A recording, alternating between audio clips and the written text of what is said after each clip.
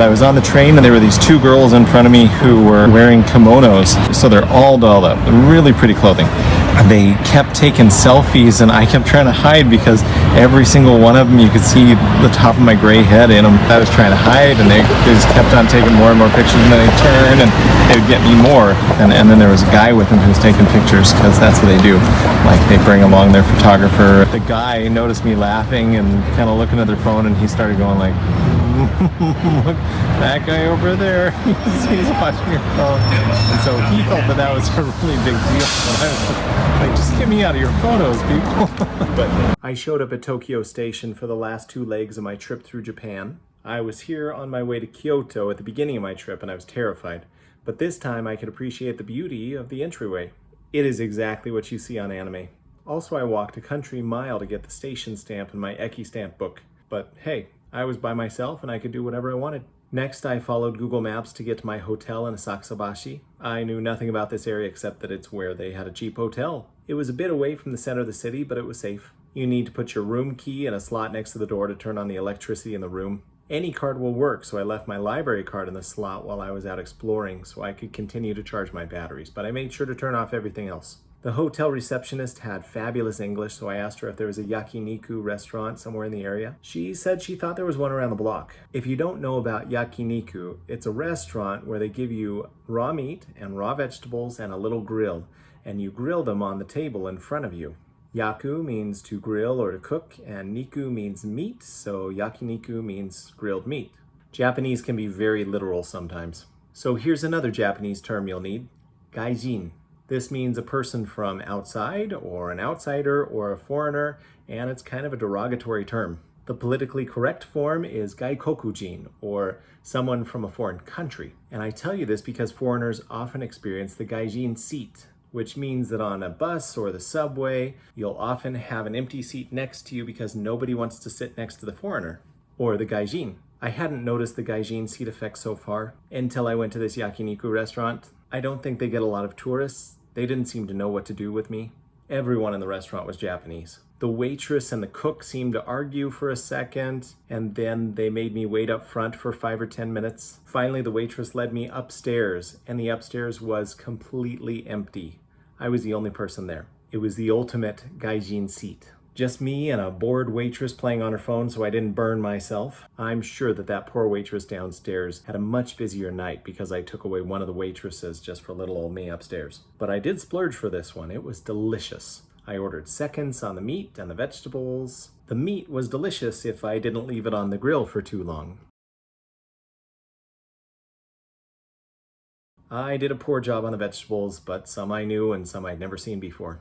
I really wanted to go to Akihabara because it's considered a mecca for otaku or weebs or Japanese/anime nerds, whatever you want to call us. They have stores that sell anime-related things. Posters, figurines, pillowcases, video games, but those seemed to close before I actually got there. I guess I assumed that shops in Japan would open earlier and close later, but I went to Akihabara at night and all the shops I wanted to try were closed. I did go to an arcade building with different styles of games on every floor. This drum guy was amazing.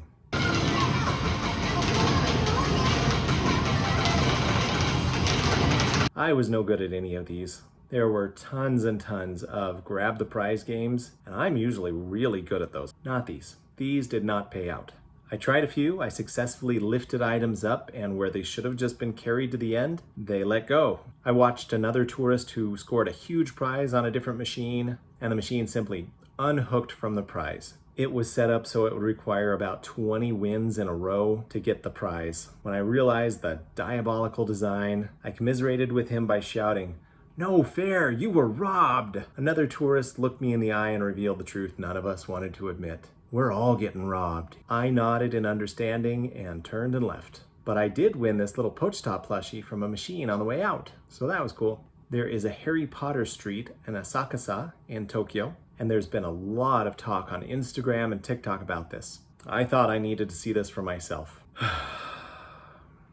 It was one of those things that was very disappointing, but I could not have known that before I went to see it for myself. Don't get me wrong, the decorations are beautiful, and so thematically appropriate as you head out of the subway towards the theater where they show The Cursed Child. But unless you are going to that play, which I was not, there's no reason to be on this street. There's a Harry Potter shop, which frankly has the same stuff that every other Harry Potter shop has, and you can find it all online. There is a Harry Potter themed cafe.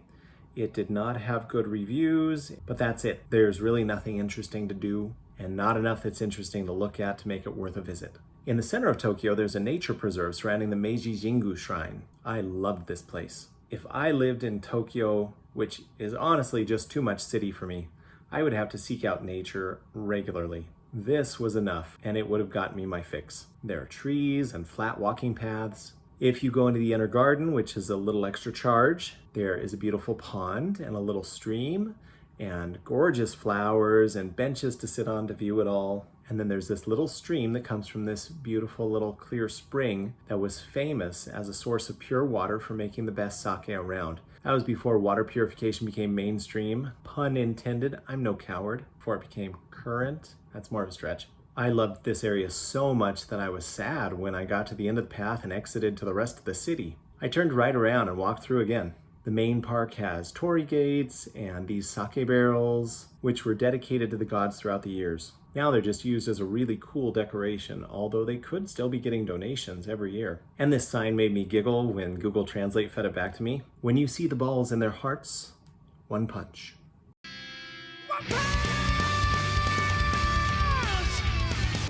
Here's what I'm learning. There is no one-size-fits-all vacation. I'm learning a lot about myself. I don't like shopping. I don't like Akihabara at all. I thought it was just a tourist trap, just 10,000 ways to take your money. What I do enjoy, I enjoy hiking in nature, and I enjoy collecting things. I'm having so much fun collecting train station stamps and then goshuin. I'm just having a ball doing that, and I don't need the other stuff. A lot of those Instagram things are just so overhyped, and they purposely do that so you'll watch, but you might not enjoy going to see any of that stuff. So know thyself. From there, I went to Takeshita Street, which is the most touristy street in all of Tokyo. I did not enjoy it. Nothing but shops, nobody there but tourists. There is a lot of good street food, but overall I think I'm gonna give it a miss the next time I go to Tokyo. From there, I went to the Nintendo store and the Pokemon Center in Shibuya.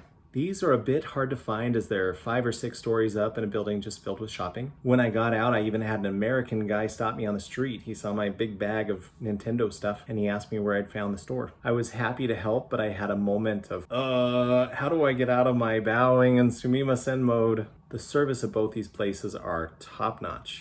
At the Nintendo store, I picked up a second item and a gentleman, an attendant, ran out with a mesh bag for me to carry around for the rest of my purchases. And at the Pokemon Center, there's a young lady who speaks perfect English with a strong New Zealand accent. She and I had a good conversation and she helped me for a couple of minutes to pick out what my kids wanted. I got so many souvenirs there that I had to upgrade my luggage before I went home.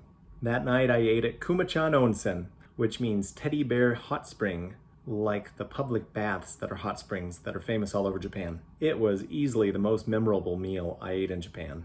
They serve you this cute little bear made out of gelatin and a bath full of water, then vegetables and meat. The bear is thick gelatin, not like Jell-O, but just as much gelatin as they could pack into that mold. He is tough. He feels like really tough foam rubber. You cook him down and he melts and thickens your broth. Then you stir in a large spoon of the broth flavoring.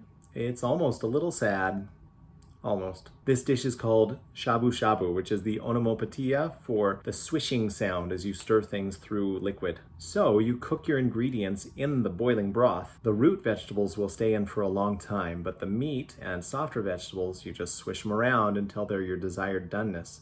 Then you can dip them in flavored sauces before you eat them. I recommend not putting the hot food directly from the boiling liquid straight into your mouth. If you're not going to put them in the sauce, then put them in your bowl to cool down before you put them in your mouth. Unfortunately, that means you'll be depositing a little bit of broth with every vegetable or slice of meat. And remember that this broth is full of gelatin, so the longer it sets in your bowl, the more it's going to thicken. It's got a unique texture. The little kid 2 seats over kept saying, "I like the slimy parts." I learned later that this place is rated very highly by tourists, but not by locals. It's not considered a true shabu shabu restaurant. Personally, I loved it.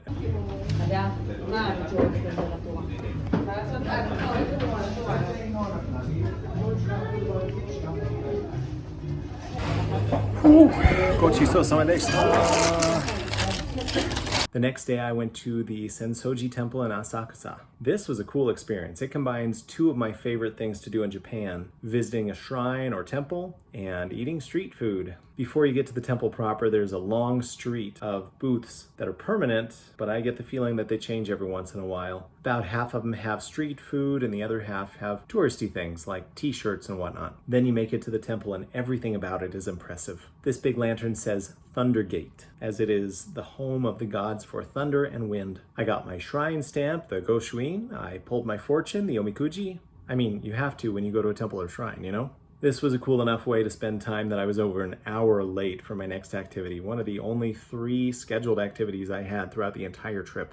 Time flies, right? I walked through Asakasa and I saw the Tokyo Sky Tree, the Asahi Beer Hall, and the Asahi Flame across the Sumida River. The Asahi Flame was created by the Asahi Beer Company to symbolize the spirit of the company, but unfortunately it gained the nickname of Kin no Unko, or the Golden Poo, for obvious reasons. And the Asahi Beer Hall then got nicknamed Unko Biru, or Poo Beer Hall. Not quite what you want to have associated with your drink. Womp womp. Then it was time for the Warner Brothers studio tour. Full disclosure. Even though I hate J.K. Rowling's current online persona and feel that she is damaging the rights of LGBT plus community members, I still love the story of the little boy wizard who saves the world. And that's not going to change. So I had to go see the tour that goes with movies. And if you love the Harry Potter story like I do, this is a great visit. There are so many props, set pieces, costumes, and explanations of it all that I couldn't show it all to you, even with a 2-hour video. You have the chance to star in certain video portions of the tour. A GIF of you can be temporarily seen in a painting. You can cheer and boo for Quidditch. I did not because I was afraid I wouldn't be able to follow the instructions. You can use flu powder to enter the Ministry of Magic. You can see where the characters ate and slept and studied and fought and even played gobstones. I had an electric tour guide device that played videos, it had articles and quotes, had all sorts of information that I could look at and find out more about what I was seeing in front of me. My favorite detail that you won't see in the movies is that Hagrid has 5 stuffed animals on his pillow. You can see all sorts of costumes and scenes and might hear movie dialogue as you walk through the Forbidden Forest. But a lot of it is in Japanese, so it was lost on me. You can take pictures next to any movie prop you can imagine, and you can even sit and pretend to ride in a lot of the key ones. There is a Muggle cafeteria with 4 themed meal sets. I didn't like the Ravenclaw choice of fish pie, so instead I went for the Slytherin bangers and mash. That sausage is coiled up like a long snake in case you can't see it. Expect theme park pricing at this restaurant. Later, there's a drink station that serves butterbeer and only with a souvenir mug. I had to have it, but I know what my wife thinks about my fandom-themed tchotchkes. Sorry, honey. It needs to sit on the shelf, too. The Dursleys' house is very fun, set up with recognizable scenes throughout. I especially loved the fake awards for Dudley. I was shocked to learn that most of Hagrid's scenes were not Robbie Coltrane on stilts. They were another actor wearing a fake animatronic Hagrid head. You should expect theme park prices in the gift shop as well as that cafeteria, and the model of the castle at the end of the tour is astounding. Brings in all the feels. Overall, I'm really glad I went, but I probably wouldn't pay for that electronic tour guide device again unless I had like 6 hours just to poke around the whole facility. It has fascinating info, but because I was taking pictures and I was filming and then I was looking at the tour device, I was overwhelmed with all the technology. I have a few videos just of my feet walking around because it was so much technology switching back and forth that I was unclear whether I was filming or not. That's on me. But since people are going to want to take pictures and film while looking at things, I think I'm not the only person it's going to happen to. I went back to Akihabara that night hoping to have a better experience. I didn't. I was only about 20 minutes away from my hotel walking distance, so I decided I'd just hoof it. And on my way, I found a cute little ramen shop. It was a nondescript hole in the wall, and I could not find it on a map if you paid me. Just that it was somewhere between Akihabara's Electric Street and Maistei's Asakasabashi. It was at least a couple of blocks away from Electric Street, so there were no tourists in there, just a bunch of locals. I paid at a vending machine out front. It was very cheap, maybe $7 American. I took my vending machine ticket to a gentleman inside who had, it was not a menu, it was a card that had your preferences listed, and I could point and there would be a translation of the answer underneath, so he could ask me, how firm would you like your ramen, how spicy would you like your ramen, that kind of thing. There was a sign that promised all you can eat white rice with every purchase, so I tucked into a bowl. And then I noticed this couple next to me who reached up to the counter and pulled down a pitcher full of pickles, and they dumped them all over their rice. And as soon as they put it back, I said, I have to try this too. And I grabbed it and I put a bunch of pickles on my rice. It was weird, but it was very good. I didn't mind it at all. They weren't sweet pickles and they weren't dill pickles. They were just some vinegary pickle I'd never tried before. The ramen was excellent, but it doesn't take a lot to impress me in the ramen department. The only weird thing was that every time I looked up, the employee was kind of staring over the counter at me. I really hope that was not because I was doing something wrong, but just maybe that he was curious about me. I would have loved to talk to him. Also, I went to Yotsubato. It's a self-proclaimed camera store, but honestly, they sell everything, from stuffed animals to clothes to washing machines. And since this was in the most touristy area in Tokyo, they had a few extras like this Iron Man. And their theme song is the Battle Hymn of the Republic with lyrics about the store sung by elementary school kids.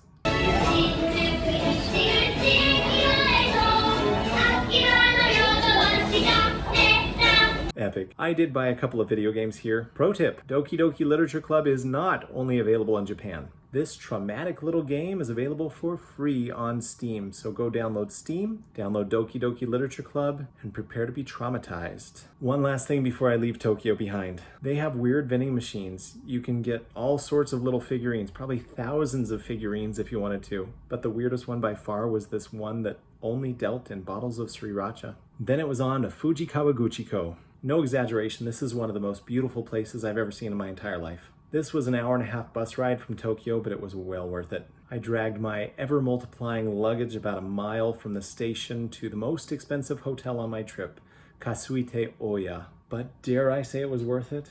I dare. This is a traditional Japanese inn, or ryokan, where all the seats are on the floor, and the bed is a futon on the tatami mats, also on the floor. There's an onsen, or hot spring public bath, on the upper floor that's only for hotel guests. And then there's another onsen in the basement for anybody who comes through the door and wants to pay. Each guest is given a yukata, or traditional Japanese clothing, to wear around the ryokan. Ryokan are legendary for their service, and as far as I can tell, all the legends are true.